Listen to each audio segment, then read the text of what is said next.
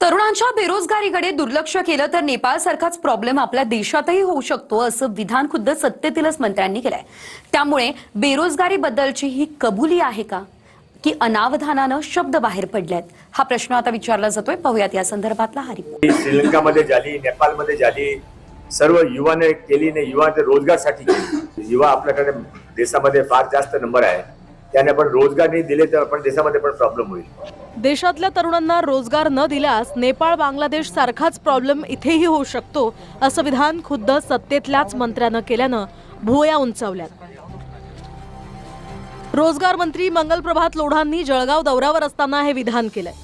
ग्रामीण भागातल्या ITI मध्ये शिक्षक मिळत नाहीत, याच संदर्भात बोलताना त्यांनी हे वक्तव्य केलं।